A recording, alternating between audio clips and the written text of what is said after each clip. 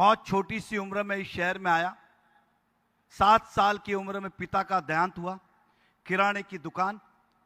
हम चार भाई बहन, 3 छोटे, सबसे बड़ा मैं और माता जी। देहांत हुआ, किराने की दुकान। सब रिश्तेदारों ने कहा कि अब आप क्या करेंगे, आप गांव वापस चले जाओ राजस्थान, बच्चों को कैसे संभालेंगे। मेरी उम्र 7 साल थी, बाकी के हिसाब आप लगा लीजिए। मैं घर में बड़ा था, इसलिए मेरी मम्मी ने तीनों बच्चों को अभिनव विद्या मंदिर और जिस बंदरवाड़ी के गुजराती स्कूल में, महापालिका के स्कूल में डाला। लेकिन बड़ा बेटा कुछ कमाए, इसके लिए अवर लेडी में डाला। एक समय ऐसा आया, परिवार का भार बड़ा, काम बड़ा, माताजी अकेली, एक तरफ 4 बच्चे भाई बहन, और मुझे मजबूरी में 8वीं पास करके 9वीं में स्कूल छोड़नी पड़ी।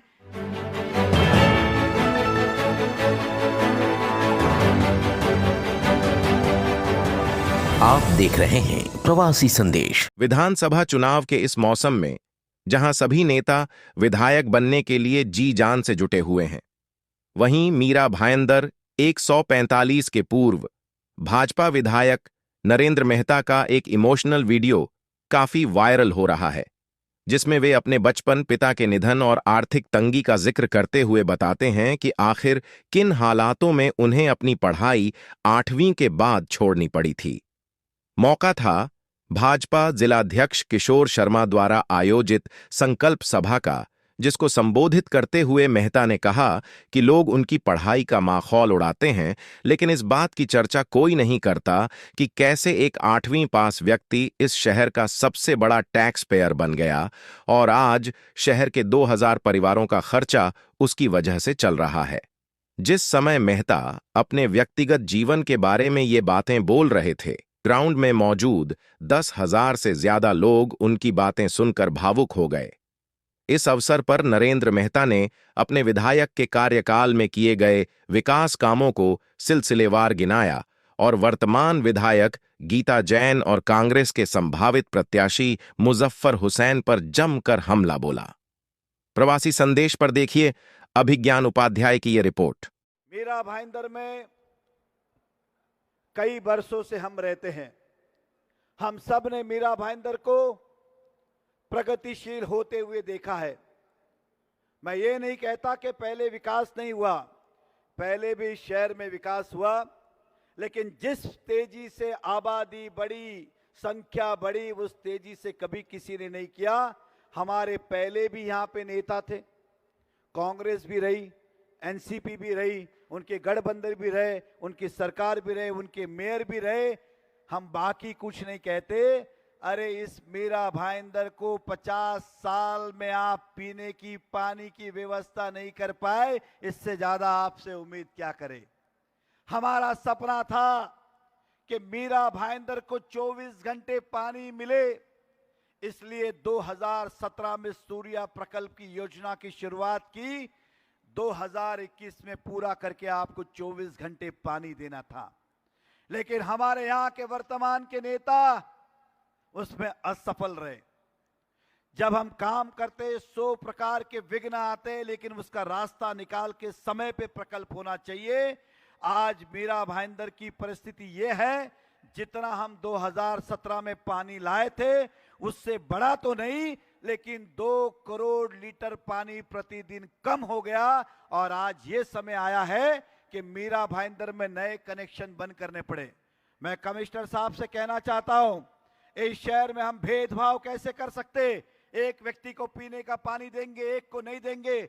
अगर आपको तकलीफ है तो आप बिल्डिंग परमिशन बंद कर दीजिए, नई बिल्डिंग को परमिशन देना बंद कर दिए। जब आपके पास पानी आएगा तब दीजिए। लेकिन इस शहर के व्यक्ति को, नागरिक को पानी देना, ये मानवता भी है और नेता का फर्ज भी है। हमारे नेता का कर्तव्य था कि पड़ोस के नगर पालिका से पानी उधार मांगे या सरकार से कोटा बढ़ा के मांगे, या जो हमारा पानी है उतना हमें मिले, ताकि मीरा भाईंदर की जनता पे हम अत्याचार नहीं कर सके। हम वो भी नहीं कर पाए। अब और किस बात का इंतजार है? मैं आम बस्ती की बात करता हूं। कोई उनकी ज्यादा जरूरत नहीं है बस्ती में रहने वालों की। अच्छे बच्चों को स्कूल मिल जाए, साफ सुथरी गली मिल जाए और शौचालय साफ सुथरे मिल जाए। आपने अपने कार्यकाल में शौचालय बनाना तो छोड़िए, शौचालय के दरवाजे तक गायब हो गए, आपने वो भी ठीक नहीं किए। इससे ज्यादा आपसे हम उम्मीद क्या करें। मीरा भाईंदर शहर की जरूरतें बहुत है। मैं मानता हूं कि छोटी छोटी बातें, रास्ते पे साफ सफाई, रास्ते के खड्डे, पीने के पानी, अच्छी सड़क आपको मिलनी ही चाहिए। लेकिन साथ ही साथ हम बात कर रहे विधानसभा की। यहां के चुनने वाले नेता, जो चुने गए नेता थे, उनका अनुभव कम था, इसलिए उन्होंने केवल गलियों की बात की, इस शहर की और राज्य की बात नहीं की। विधायक भले इस मीरा भाईंदर से चुन के जाएगा, लेकिन उसे भविष्य बनाना है महाराष्ट्र का, इस महाराष्ट्र की प्रगति पे ले जाना है। हमारी गलियों का तो सुधार होना चाहिए, लेकिन महाराष्ट्र भी हमारा आगे बढ़ना चाहिए। ये नेताओं का काम होता है। लेकिन हमारे नेता कभी प्रोग्राम के आगे आए नहीं, कभी रिबन कटिंग, कभी नारियल फोड़ना, इसके अलावा आए ही नहीं। हमने अपने 5 साल में इस शहर में क्या क्या नहीं किया, आप जरा अंदाजा लगाइए। मेट्रो लाने वाले हम ही हैं, ब्रिज बनाने वाले हम ही हैं, सीमेंट रोड बनाने वाले हम ही हैं, पुलिस कमिश्नरेट लाने वाले भी हम ही हैं, 24 घंटा पानी का प्रकल्प करने वाले भी हम ही हैं, सोसाइटी रजिस्ट्रार लाने वाले भी हम ही हैं, लता मंगेशकर जी ऑडिटोरियम बनाने वाले भी हम ही हैं। इस शहर में टेम्बा हॉस्पिटल की बात करूं तो ये भी बनाने वाले हम ही हैं। इस शहर के अंदर पशु चिकित्सालय ये बनाने वाले भी हम ही हैं। ये बात और है कि नालायकों ने उसके अंदर ऑफिस बना दिया। ये बात और है कि पशु चिकित्सालय के अंदर इन्होंने ऑफिस बनाया। इस शहर में सबवे शुरू करने वाले भी हम ही हैं। इस शहर में प्रमोद महाजन सभागृह बनाने वाले भी हम ही हैं। इस शहर में मीनाताई ठाकरे सभागृह बनाने वाले भी हम ही हैं।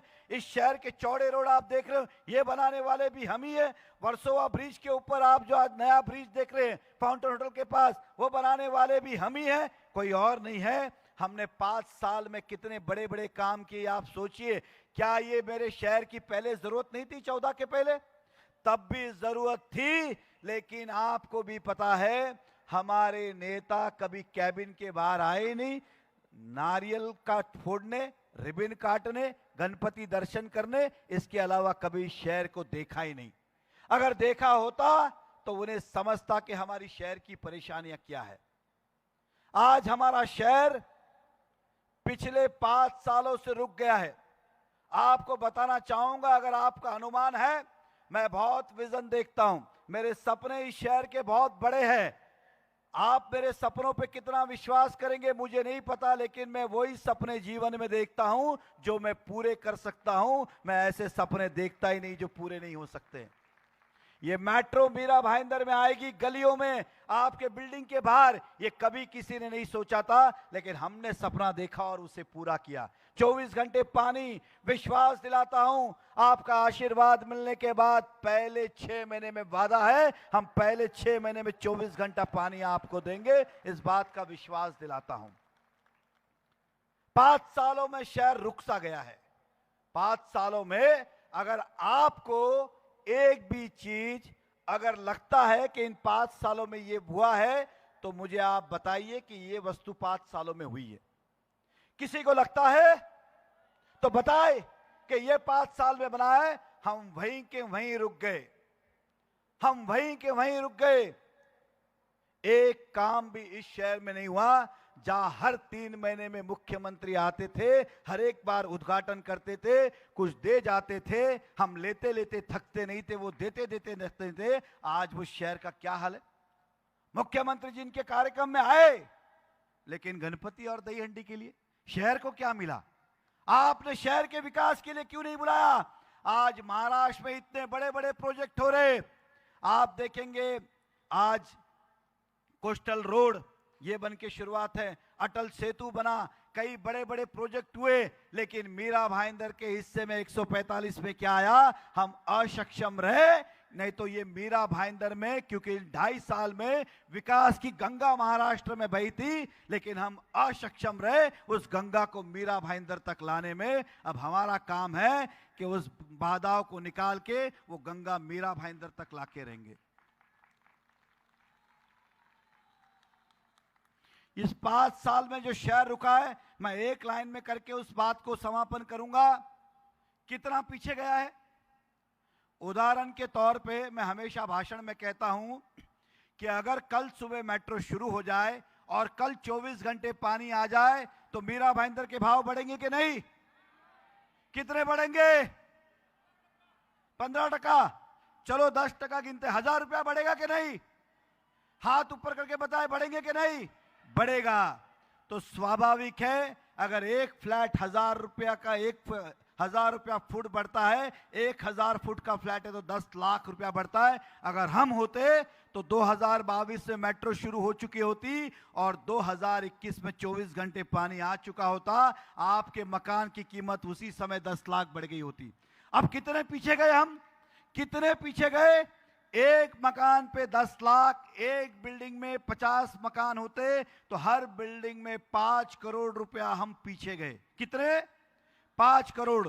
मीरा भाईंदर में 10,000 बिल्डिंगें हैं, एक बिल्डिंग में 5 करोड़, 10 बिल्डिंग में 50 करोड़, 100 बिल्डिंग में 500 करोड़, 1000 बिल्डिंग में 5000 करोड़, 10,000 बिल्डिंग में 50,000 करोड़।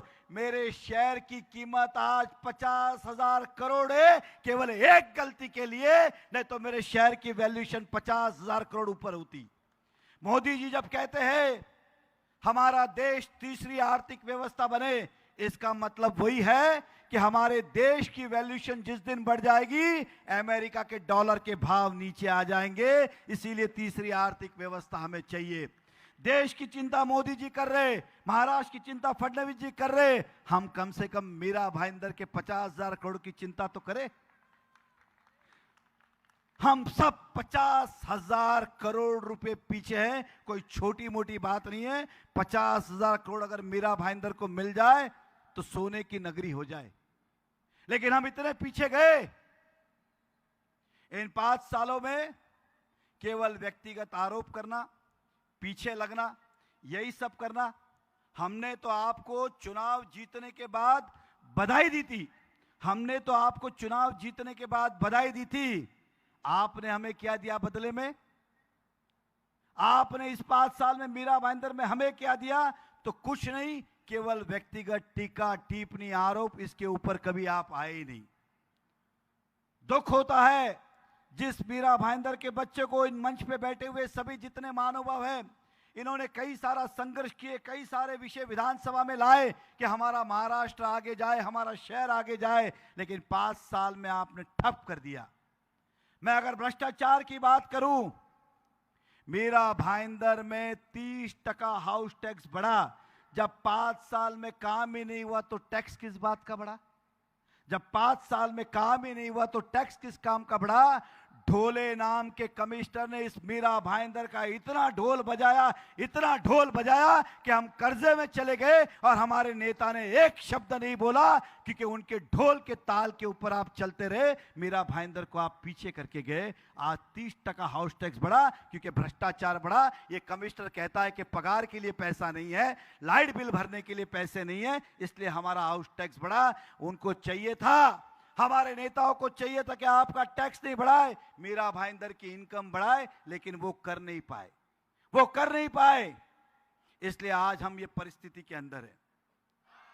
मैं संकल्प लेता हूं कि इस मीरा भाईंदर के अंदर अच्छे कॉलेजेस का निर्माण करूंगा, ताकि मीरा भाईंदर के एक भी बच्चों को अपने परिवार को छोड़ के मुंबई पढ़ने नहीं जाना पड़े। मेरे शहर के बच्चों को मेरे शहर में एडमिशन मिले। आपके तो 9 वचन में था कि आप नहीं बनाएंगे और कहा था सरकार के माध्यम से बनाएंगे। हम पिछले 5 साल से ढूंढ रहे कौन सा कॉलेज आपने बनाया 5 सालों में। आपसे वादा करता हूं, यहां पे प्रण लेता हूं कि जितने वादे आपसे किए उस वादों को निभाने के लिए दिन रात एक करेंगे और मीरा भाईंदर को आगे लेके जाने के लिए प्रयत्नशील रहेंगे। हमारे वादे केवल वादे नहीं, आपने हमारा किया हुआ काम देखा है। 14 का हमारा मैनिफेस्टो आप देखो तो एक भी काम उसमें बाकी नहीं है। एक्स्ट्रा डिलीवर हमने किया है, इस प्रकार का काम हमने किया है।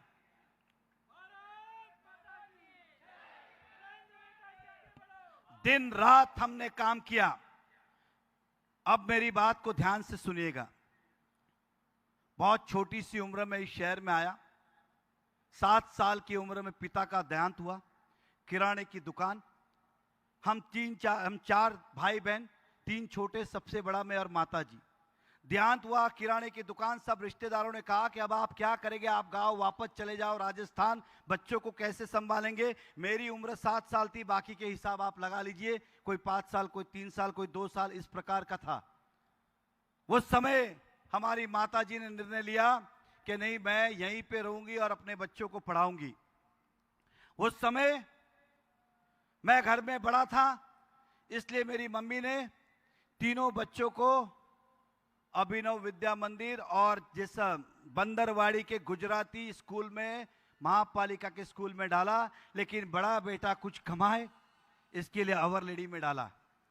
एक समय ऐसा आया, परिवार का भार बड़ा, काम बड़ा, माताजी अकेली, एक तरफ 4 बच्चे भाई बहन, और मुझे मजबूरी में 8वीं में स्कूल, 8वीं पास करके 9वीं में स्कूल छोड़नी पड़ी। ये मेरे आज उस मजबूरी का मजाक उड़ा रहे व्यक्ति, मजबूरी में कभी किसी का मजाक ना उड़ाए। मैं उनसे कहना चाहता हूं, मुझे इस बात का अभिमान ही है कि मैंने अपने परिवार को पालने के लिए मजबूरी में स्कूल छोड़ी। अवर लेडी ऑफ नाजरत में पढ़ने के बाद, कॉन्वेंट के बाद न रहने के बाद भी मेरा एक सपना था बहुत कुछ, कि पढ़ लिख कर मैं एडवोकेट बनूं, ये मेरा सपना था। लेकिन वो पूरे नहीं हो पाए। जीवन में बहुत सारे सपने अधूरे रहते। मुझे अपने जीवन में आज तक उस बात का कभी दुख नहीं हुआ, लेकिन जब किसी ने मुझे टोका तब यहां दुख हुआ, यहां दुख हुआ। व्यक्तिगत टीका टिप्पणियां आप कितनी बार करोगे? कोई भी आदमी शौक से शिक्षा नहीं छोड़ता है और शौक से नौकरी नहीं करता है, मजबूरियां कराती है, और उस मजबूरी पे आप हंस रहे थे। इस बात का मुझे दुख है और अभिमानी है। ये 8वीं पास बच्चा मीरा भाईंदर का सबसे हाईएस्ट इनकम टैक्स पेयर है। इस नगर पालिका को हमारी कंपनी से सबसे ज्यादा रेवेन्यू है। तो इस बात का अभिमानी है कि आज ये 8वीं पास लड़का मीरा भाईंदर में 2000 परिवार को चलाता है, 2000 लोगों को जॉब देने का काम किया है। तो इस बात का मजाक ना उड़ाए। मुझे अभिमान है, लेकिन दुखता है। मेरे बेटे को क्या लेना देना राजनीति से, दूर दूर तक लेना देना नहीं। वो गणपति दर्शन को, लाल बाग को दर्शन को चले गए, उसे किसी ने पहचाना, आगे से लेके गए। नरेंद्र मेहता के बेटे को वीआईपी कल्चर, आपने मेरे बेटे को भी राजनीति से जोड़ने का प्रयास किया, तब यहां दुखता है। क्या लेना देना है मेरे बेटे का इस राजनीति में, आप उससे जोड़ रहे हो, तब मुझे यहां पे दुखता है। हर बार मेरे परिवार को जोड़ने का प्रयास किया, मुझसे एक गलती हुई, जाहिर रूप से कहता हूं, हुई गलती। लेकिन उस गलती का मैंने अपने परिवार के साथ समायाचना की। वो मेरे परिवार के बीच की बात है। लेकिन तुम उसी बात पे राजनीति करने आए हो, उसी बार को बार बार बोल रहे हो। मैं इस शहर में काम करने आया हूं, आप बार बार वही चीज करते। और जब मैं कुछ अब आरोप करता हूं, आप पूरी देश की महिलाओं को अपने साथ जोड़ लेते। ये कहां का न्याय है? ये कहां का न्याय है? और आज भी वही चल रहा है और कुछ नहीं चल रहा है। मैं भ्रष्टाचार की उनके बात करता हूं, वो मेरे व्यक्तिगत जीवन की बात करते हैं। मैं उनकी असफलता की बात करता हूं, वो मेरे व्यापार की बात करते हैं। मैं उनकी नाकामियों की बात करता हूं, वो मेरे परिवार की बात करते हैं। हम भी इंसान हैं। मुझे उस वक्त भी दुखा जब मैंने कहा था कि इस शहर में कत्ल खाने बनेंगे, तो मैं उसी नगर पालिका की बिल्डिंग से कूद जाऊंगा। आप राजनीतिक तौर से उसका विरोध करते, समंतर करते। आपने क्या कहा?